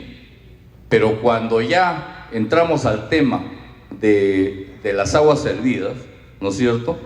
Ya ese es un tema. Ninguna actividad agrícola y menos la poblacional quiere gastar recursos en un agua que ya no la va a volver a usar, ¿no? Entonces ahí yo creo que el Estado tendría que participar subsidiando probablemente la inversión en el tratamiento y tercerizar, digamos, los costos de operación y mantenimiento a alguna empresa o el mismo Estado a través de los municipios o los gobiernos regionales, con cargo a que el agua debidamente tratada lo pueda volver a vender para poder financiar los costos de operación y mantenimiento de ese tratamiento, ¿no? Yo creo que eso podría ser un poco el enfoque social que le podríamos dar al tema de agua potable y saneamiento.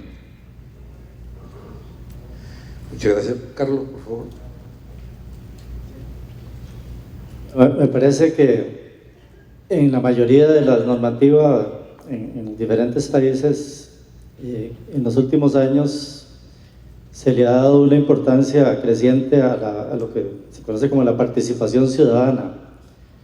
Normalmente cuando un regulador promulga un nuevo modelo tarifario, en algunos países se hacen audiencias públicas, en otros se hacen diferentes mecanismos para que la población conozca qué es lo que se está haciendo, cuáles son los objetivos, qué es lo que se pretende con estos modelos y reglamentos, y que entonces pueda tener mayor claridad de por qué se le está cobrando la tarifa.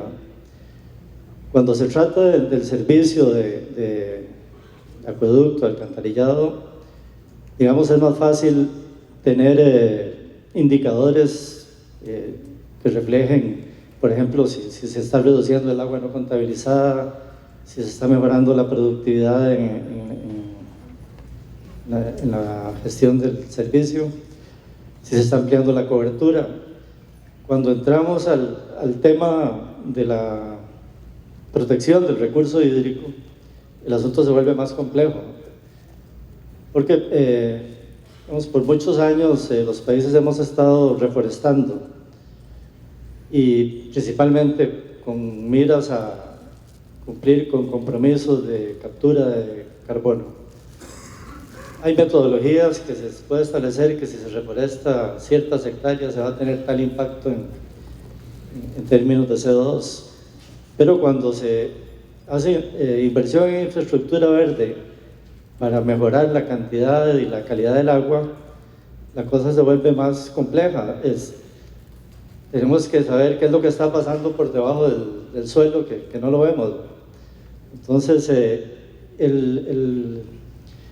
los requisitos técnicos de conocimiento científico para poder tener buenos resultados y poder hacer pronósticos confiables de si realmente esa inversión va a tener un rédito adecuado, también se vuelven más complejos. Afortunadamente han habido avances extraordinarios en esa materia y se ha logrado justificar estas inversiones. Aquí el asunto es que los reguladores y los operadores de los servicios de agua tienen que reconocer que es un tema que se va más allá de sus posibilidades y tienen que descansar en organismos especializados que los ayuden a hacer este tipo de cuantificaciones que permita dar una buena rendición de cuentas del impacto que están teniendo estas inversiones en protección del recurso. Muchas gracias. Para recordarles que pueden hacer preguntas no solamente a los miembros del panel, sino específicamente a los dos expositores también, a don Fernando Momi y a don Gustavo Saltillo. Jean Gabriel. Sí, por supuesto, falta esta información, esta clave, digamos, para avanzar un poco en esta temática, pero quizás si eso es algo conocido y que sí hay que invertir muchísimos recursos en esta, digamos, generación de conocimiento para tales esquemas, también hay que ver lo que ya se puede hacer con la información a disposición. Y aquí quizás se mencionó un poco el mix energético. En el caso del agua, al igual, hay un mix de soluciones y así hay que verlo un poco en función de lo que está disponible. Hemos tenido varios intercambios con algunas empresas, pensando, mira, midiendo tu huella hídrica, entendiendo mejor un poco tu impacto, quizás eso va a ser el incentivo mayor para actuar. Pero muchas, en un caso específico, una empresa nos dijo, mira, para nosotros es algo clave, no actuamos, no vamos a poder continuar nuestro business como lo antes. Es algo que ver con sobrevivir quizás en el mercado. Aquí la empresa estará dispuesta a ya actuar. Es decir, un incentivo como está haciendo hoy día Lana es un incentivo para algunas empresas, algunos actores, un incentivo muy poderoso de ya reconocer a empresas que están actuando. Esto para dar solamente un ejemplo concreto. Pero también en gestionar, digamos, en generar esta información también se necesita innovar. Y aquí, de nuevo, pensando en conectar los actores. Tenemos un ejemplo cuando se habla del acuífero, de una empresa que decía, mira, para mí es clave también conocer mejor cuál es el nivel del acuífero. Hoy día esta información no la tengo, no voy a recibirla del Estado. ¿Cómo hacer para conectarme a mis vecinos, compartir la información de lo que estoy tomando y así monitorear poco a poco, construir la información porque cada uno la tiene para saber cómo esté mi nivel? En Suiza al igual, hoy día vivimos una revolución energética, tenemos que cerrar todas nuestras plantas nucleares. Aquí hay realmente que repensar, en el caso del agua, la hidroenergía y conectar de nuevo actores que desde años no habían trabajado juntos para justamente de nuevo compartir la información, saber lo que es posible hacer con las fuentes que existen y lo que vamos a tener mañana. Quizás entonces hay que hacer ya con lo que está algunos pasos hacia la gestión compartida con la inversión que está e invertir en generar la información. Muy bien. Solamente una última reflexión y le voy a pedir una apreciación muy rápida porque ya tenemos tarjeta roja acá. El tema de infraestructura verde es un tema que ha sido mencionado por varios expositores. Empiezo dándoles una anécdota. Hace 4 meses fuimos a hablar con la gente del Ministerio de Economía y Finanzas. Ustedes saben, la autoridad, como en todos nuestros países, que corta la torta, ¿verdad? Entonces ellos nos dijeron, bueno, muy bien, queremos saber qué cosa es esto de infraestructura verde. Y comenzamos a documentarle qué cosa eran proyectos de infraestructura verde. Forestación, reforestación, protección de manantiales, en fin, lo que ya hace recuperación de tecnologías antiguas, el caso de las amunas o el mamanteo, etc. La respuesta de la autoridad del Ministerio de Economía y Finanzas fue, oye, pero eso ya lo venimos financiando hace muchísimo tiempo. Y nos dieron una estadística. De 2008 hasta el 2014, el país ha invertido cerca de 3.000 millones de dólares, repito, 3.000 millones de dólares en todo el país en esos proyectos. Entonces, nos dijeron, bueno, pero hace rato entonces estamos financiando esto. ¿Cómo verlo desde el punto de vista de la comunidad de especialistas en agua y saneamiento? Esta respuesta efectivamente es real. hay esas inversiones. En el país hay esas inversiones de hace 60 años, ¿verdad? En cuencas, en la parte alta, se sabe de que la cobertura forestal en la parte alta beneficia, pero entonces el desafío es vinculado a la anterior pregunta. ¿Se está documentando la ganancia hidrológica de esas inversiones? Si se tiene una cobertura forestal en la parte alta de tal cuenca con tal especie nativa, ¿se sabe cuánto es lo que gana en términos de metros cúbicos por segundo esa inversión? ¿Ustedes creen que desde el punto de vista de la labor de sus instituciones, esto es un tema que pudiera efectivamente ser importante y abrir un horizonte de trabajo muy importante de aquí para adelante en la agenda en América Latina?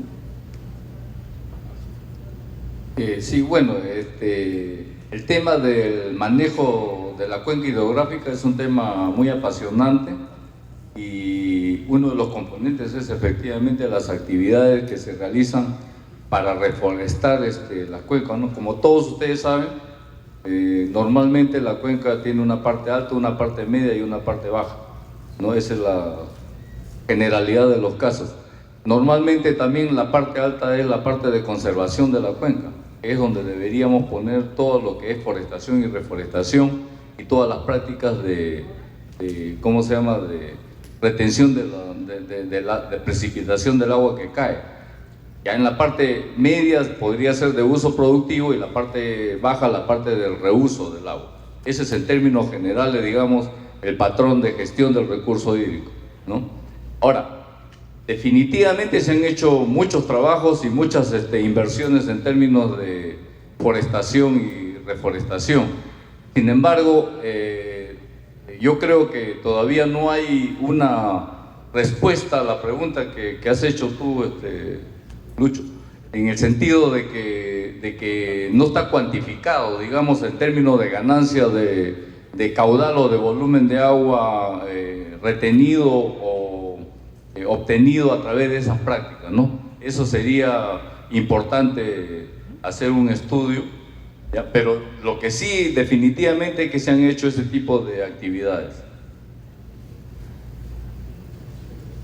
Efectivamente, medir el impacto de las inversiones en infraestructura verde sobre la disponibilidad y calidad del agua es uno de los grandes retos que tenemos ahora. En muchos países se han hecho inversiones por muchos años en reforestación, pero no se han tenido los conocimientos o no se ha tenido el cuidado de medir una línea de base y ver qué ha pasado después de un tiempo determinado. Como les decía antes, afortunadamente hay avances extraordinarios en modelaje de cómo se pueden medir esos impactos, pero tiene que ser una acción explícita, ¿no? De que cada vez que se haga una inversión midamos la línea de base y establezcamos un sistema de monitoreo para verificar si las expectativas se cumplen y si realmente se justificó esa inversión que realizamos en infraestructura verde. Creo que es un gran reto, pero que cada vez contamos con más elementos científicos y técnicos para poder lograrlo. Sí, quizás verlo de manera todavía más amplia, es decir, hoy día, por ejemplo, en París se está discutiendo todo el tema de cambio climático. No ver, por ejemplo, una infraestructura verde solamente desde el punto de vista del agua. Aquí está un poco el valor también de poder conectar los varios servicios. Agua, gestión de riesgos. Si se piensa un árbol, en Suiza, en la montaña, vemos un árbol como una protección para caída de tierra. También es un aspecto, y sumando todos estos varios servicios, el valor va a ser todavía más importante. Y es en este campo que pienso que hacer un esfuerzo grande. No ver solamente el agua, ver lo que es el cambio climático, el servicio que está brillando, por ejemplo, a nivel de seguridad alimentaria, etcétera, etcétera. Es la sumatoria que va a hacer que estas inversiones todavía son más rentables que uno piensa. Muy bien, muchas gracias. Muchas gracias, Alberto. Y a los panelistas, por favor, no se muevan. Quiero invitar a Fernando Momi y a Gustavo Saltiel. La buena noticia es que tenemos preguntas para todos los que están aquí sentados. La mala es que no tenemos tiempo para presentar y responder todas. Así que yo les voy a agradecer que sean sensibles a esta dificultad voy a tomar solamente una pregunta para Fernando y una para Gustavo, y quisiera sugerir a los organizadores que el conjunto de preguntas, que son varias y muy interesantes todas, puedan ser listadas después en la memoria. Quizá haya un espacio para verlas después, de repente hasta podemos digitalizarlas y hacer que este diálogo sea continuo y que tengan la respuesta a las preguntas que se plantean. Entonces, Fernando, tienes varias preguntas, pero voy a sintetizarme básicamente en dos. La primera tiene que ver con el tema de la desalinización por ósmosis inversa. Si es que esto ya es una política pública planteada y cuál sería su prioridad.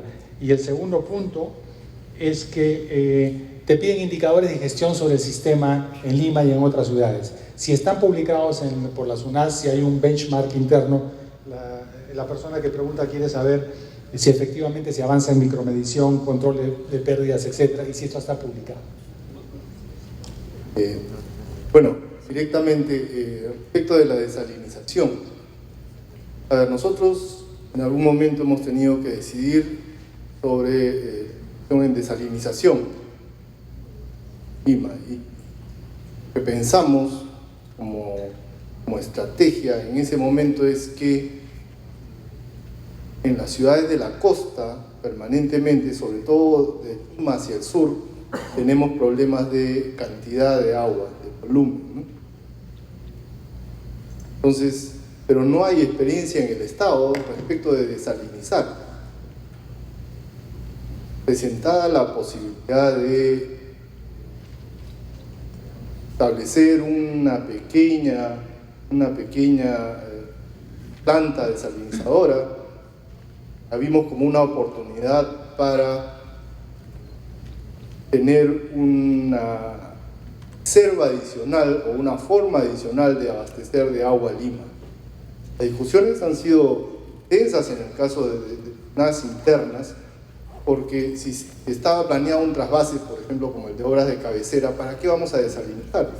El tema es que en el Perú muchas ciudades de la costa no tienen cantidad de agua. Entonces, si en Lima no aprendemos este sistema, esta forma de dar agua, cuando nos llegue la oportunidad o la necesidad de hacerlo en otra ciudad, iba a ser muchísimo más complicado como país conocer una experiencia, si es buena, si es cara, si es similar, si sirve, si no sirve. Entonces dijimos, bueno, es una posibilidad, no es una planta muy grande, la zona tiene necesidad, podemos hacer dos cosas: o esperar que llegue el trasvase, cual iba a ser 6 años después, o de una vez hacer la inversión, probar con esta forma de abastecer y darle agua a las personas que no tienen agua y alcantarillado en 2 años.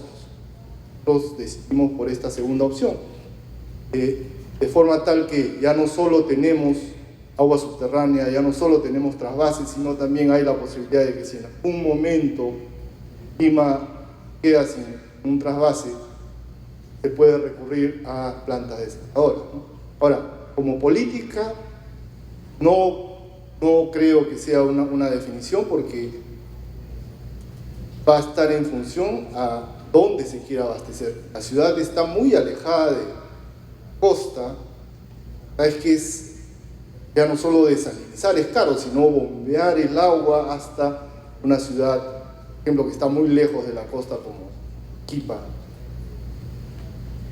El caso de Ica podría ser 30, 50 kilómetros. Ya si es mucho más, 120, 300 kilómetros, ya los costos son muy caros. Pero finalmente no hay nada más caro que no tener agua, y que es lo que ha pasado en California. Ellos negaron en algún momento la posibilidad de desalinizar, y ahora de repente se pesan de ellos, no tienen otra fuente. Respecto de los indicadores, sí, la SUNAS tiene los indicadores y los publica en página web, y no están, pueden hacer una solicitud y nosotros o lo publicaremos o los entregaremos. Muchas gracias, Fernando. Gustavo, tienes también varias preguntas, pero voy a tomar solamente una que creo que tiene dos componentes. Aquí el tema está que la función del banco es trabajar con los gobiernos y generar políticas públicas, o por lo menos contribuir a que éstas sean viables. Entonces la pregunta es, ¿Cómo hacer para que estas políticas públicas sean realmente tomadas por los gobiernos en términos de que la calidad del servicio mejore, en términos de oportunidad, cantidad y calidad? Y también, ¿qué se puede hacer para que esto sea atractivo en términos financieros, ya que las tasas de interés son un factor clave para que estos servicios puedan seguir creciendo?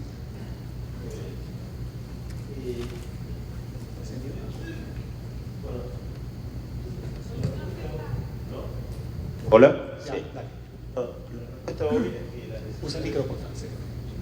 Ahora, la respuesta obvia es que las decisiones políticas, diseños institucionales, reformas son de los gobiernos, no son del banco. Lo que nosotros ponemos a disposición de los países, y de hecho no solo de los gobiernos, sino también de la sociedad civil, del sector privado, etcétera, son herramientas analíticas, ¿no? Son experiencias que han funcionado o no han funcionado en distintos contextos, reconociendo que la mayor parte de las experiencias son contexto específicas, es decir, hemos aprendido también que no se puede extrapolar una experiencia de un país a otro, porque cada diseño institucional responde a la cultura, al marco jurídico, etcétera, de cada país, ¿no? Pero ponemos conocimiento en manos de los gobiernos, ponemos diálogo, estimulamos el debate. Lo que nos encontramos en general es que si el diálogo es abierto y se exponen distintas experiencias, se expone la necesidad de lograr ciertas metas y se estimula la discusión sobre cómo lograrlas, en general hay apertura para la discusión. En muchos casos, las sugerencias de los expertos, quizá del Banco Mundial o externos, no se incorporan por restricciones de distinto tipo que tienen los países. Pero en general encontramos que cuando el diálogo es pragmático y no es dogmático, existe apertura para encontrar caminos de solución, ¿no? Esto sería lo que respondo con relación a cómo lograrlo. La otra parte de la pregunta tenía que ver con el acceso financiero, tasas. El acceso financiero para todas estas reformas institucionales, ¿no? Ahí me gustaría dar un ejemplo de un nuevo instrumento que ha lanzado recientemente el Banco Mundial, que se llama el Programa de Financiamiento por Resultados. Es decir, el Banco Mundial tenía clásicamente dos instrumentos, legalmente tenía dos instrumentos. Uno son los préstamos que históricamente se denominaban préstamos de ajuste, luego se denominaron préstamos de políticas, en los cuales los recursos del banco financian al Tesoro Nacional y no necesariamente están correlacionados con la magnitud de las inversiones, sino que financian al Tesoro, pero están sujetos a la implementación de ciertas reformas institucionales. Son los préstamos de ajuste o de políticas, y los más clásicos, que seguramente la mayoría de ustedes conocen, son los préstamos de inversión, donde se financian actividades y proyectos específicos, sujetos a normas ambientales, sociales, de contrataciones financieras del Banco Mundial. Recientemente el banco ha lanzado un nuevo instrumento que se denomina préstamo basado en resultados, mediante el cual lo que financiamos es precisamente resultados.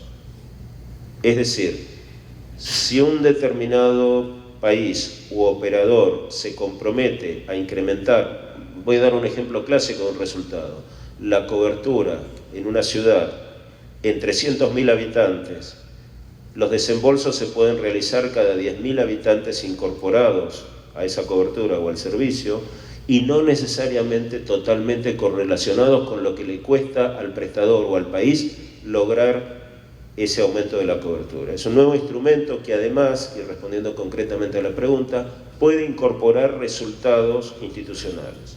Es decir, resultados que en términos de gastos o de inversiones cuestan poco, pero que tienen un impacto importantísimo en términos de la sostenibilidad del sector.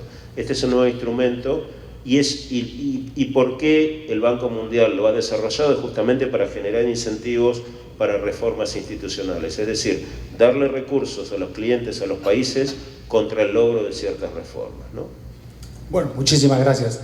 Quiero pedirles a todos un aplauso, por favor, para nuestros distinguidos invitados.